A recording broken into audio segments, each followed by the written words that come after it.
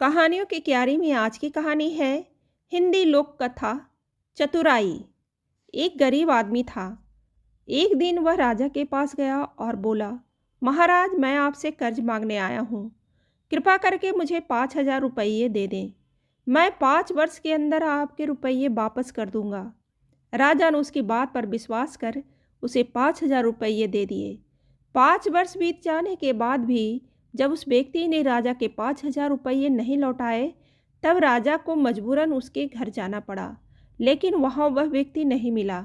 जब भी राजा वहाँ जाता, बहाना बनाकर उसे वापस भेज दिया जाता। एक दिन फिर राजा उस व्यक्ति के घर गया। वहाँ और कोई नहीं दिखा तो एक छोटी लड़की बैठी थी। राजा ने उसी से पूछा, तुम्हारे पिताजी कहाँ हैं? लड़की बोली, पिताजी स्वर्ग का पानी रोकने गए हैं। राजा ने फिर पूछा, तुम्हारा भाई कहाँ है? लड़की बोली, बिना झगड़ा के झगड़ा करने गए हैं। राजा के समझ में एक भी बात नहीं आ रही थी, इसलिए वह फिर पूछता है, तुम्हारी माँ कहाँ है? लड़की बोली, माँ 1 से 2 करने गई है। राजा उसकी इन उल जुलूल जवाब से खिंच गया। वह गुस्से में पूछता है, और तुम यहाँ बैठी क्या कर रही हो? लड़की हंसकर बोली, मैं घर बैठी संसार देख रही हूँ।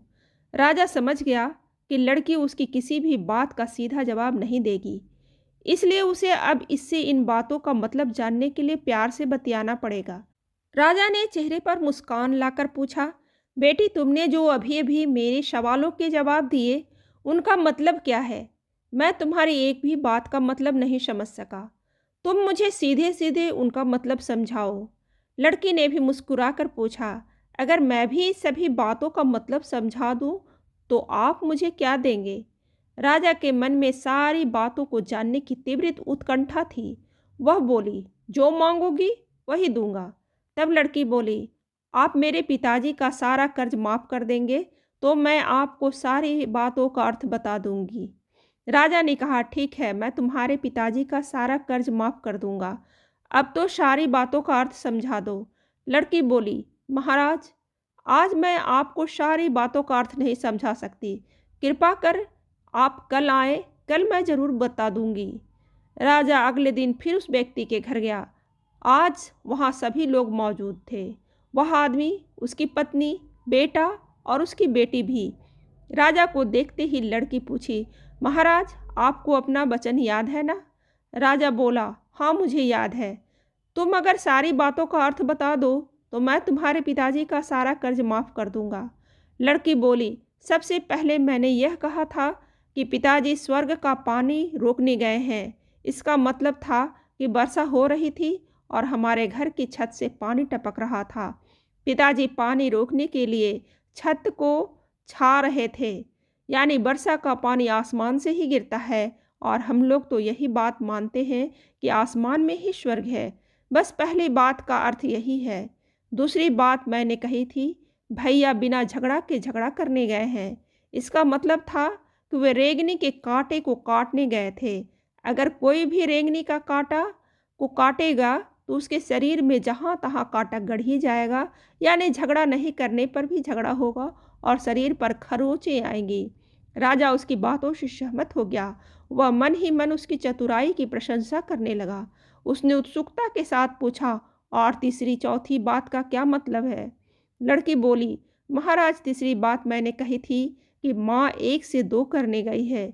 इसका मतलब था कि माँ अरहर दाल को पीसने, यानी उसे 1 का 2 करने गई है। साबुत दाल को पीसा जाए तो 1 दाना का 2 भाग हो जाता है, यानी यही था कि 1 का 2 करना। रही चौथी बात, तो उस समय मैं भात बना रही थी और उसमें ही से एक चावल निकाल कर देख रही थी कि भात पूरी तरह पका है कि नहीं। इसका मतलब है कि मैं एक चावल देखकर ही जान जाती कि पूरा चावल पका है कि नहीं। अर्थात चावल के संसार को मैं घर बैठी देख रही थी। यह कहकर लड़की चुप हो गई। राजा सारी बातों का अर्थ जान चुका था। उसे लड़की की बुद्धिमानी भरी बातों ने आश्चर्य में डाल दिया। फिर राजा ने कहा, बेटी, तुम तो बहुत चतुर हो, पर एक बात समझ में नहीं आई कि यह सारी बातें तो तुम मुझे कल भी बता सकती थी, फिर तुमने मुझे आज क्यों बुलाया? लड़की हंसकर बोली, मैं तो बता ही चुकी थी कि कल जब आप आए थे तो मैं भात बना रही थी। अगर मैं आपको अपनी बातों का मतलब समझाने लगती तो भात गीला हो जाता या जल जाता, तो माँ मुझे ज़रूर पीटती। फिर घर में कल कोई भी नहीं था। अगर मैं इनको बताती कि आपने कर्ज माफ़ कर दिया है, तो ये मेरी बात का विश्वास नहीं करते। आज स्वयं आपके मुंह से सुनकर कि आपने कर्ज माफ़ कर दिया है, जहां इन्हें इसका विश्वास हो जाएगा, वही खुशी भी होगी। राजा लड़की की बात सुनकर बहुत प्रसन्न हुआ। उसने अपने गले से मोतियों की माला निकाल उसे देते हुए कहा, बेटी, यह लो अपनी चतुराई का पुरस्कार। तुम्हारे पिताजी का कर्ज तो मैं माफ़ कर ही चुका हूँ। अब तुम्हें अपने घर वालों को मुझसे बहाना नहीं बनाना पड़ेगा। अब तुम लोग निश्चिंत होकर रहो। अगर फिर कभी किसी चीज़ की ज़रूरत हो तो बेझिझक होकर मुझसे कहना। इतना कहकर राजा लड़की को आशीर्वाद देकर चला गया। लड़की के परिवार वालों ने उसे खुशी से गले लगा लिया।